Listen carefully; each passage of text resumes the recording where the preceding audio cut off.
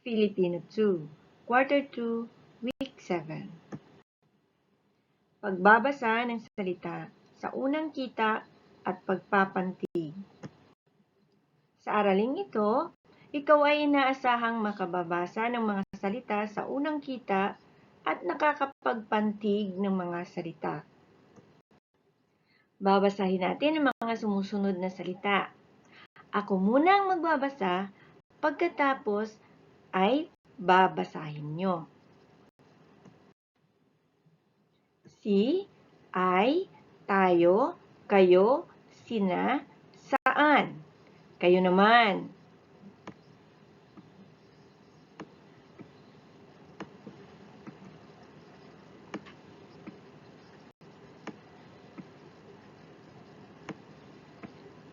Sunod. Sa, ano, kailan, paano, nina, nila.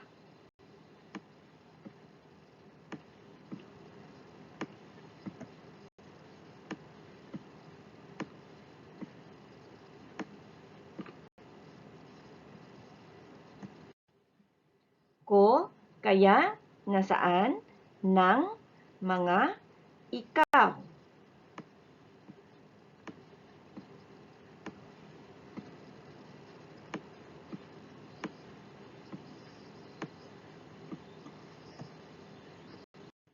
Po, at, bakit, sino, akin, kay.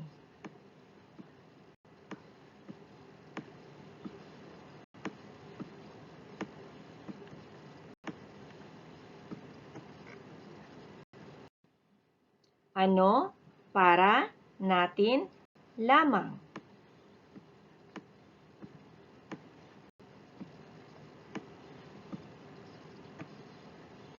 Ang ating binasang mga salita sa unang kita ay binubuo ng pantig. Ano nga ba ang ibig sabihin ng pantig? Ang pantig o syllable sa English, ito ay ang galaw ng bibig at dila na may kasamang tunog. Paano nga ba pinapantig ang isang salita? At paano natin malalaman kung ilang pantig ang bumubuo sa isang salita? Tara, subukan nating pantigin ang mga salita.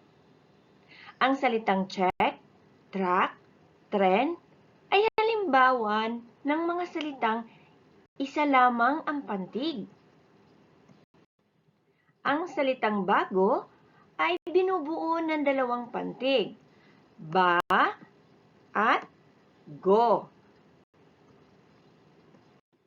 Ang salitang paksa ay binubuo din ng dalawang pantig, pa at sa.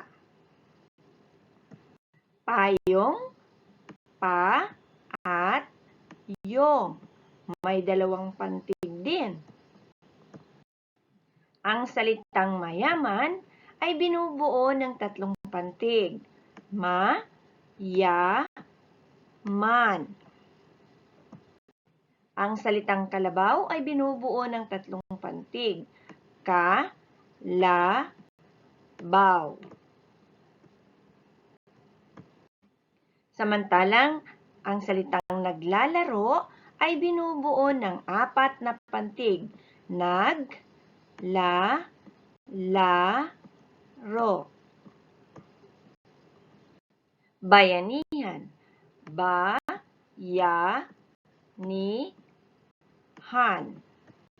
Apat na pantig. Kaligayahan, ito ay binubuo ng 5 pantig, ka, li, ga, ya, han. Palaisdaan, 5 pantig din, pa, la, is, da, an. Ang pagpapantig ay wastong paghahati o paghihiwa-hiwalay ng mga pantig ng salita. Nakatutulong ang pagpapantig sa tamang pagbigkas at pagbabaybay ng mga salita. Sa pagkakataong ito, kumuha ng lapis at papel.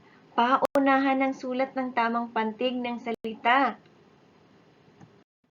Ito ay baso. Pantigin ang salitang baso. Katulad ba ang pagpapantig na naisulat mo sa iyong papel? Sa nakikita mo sa screen? Dahil nauna ka, makakatanggap ka ng 5 palakpak. Ito ay keso. Pantigin ang salitang keso. Katulad ba sa naisulat mo? Dahil nauna ka, 5 palakpak ulit. Ito ay trumpo. Katulad ba ang sagot mo? Dahil nauna ka, 5 palakpak ulit. Ito ay sapatos. Ang sapatos ay may 3 pantig.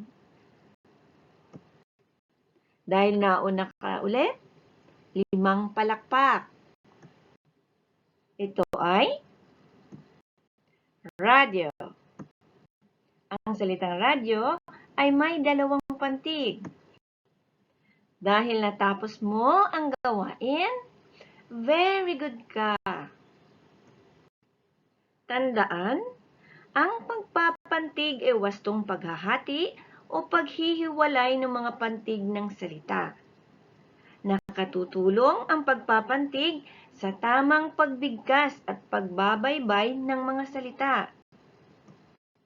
Bilang inyong gawain pagkatapos niyong panuorin ang video ito, pantigin ang mga sumusunod na salita. Una, kapaligiran. Pangalawa, paaralan. Pangatlo, pasalubungan. Pang-apat, tahanan. Panglima, tandaan.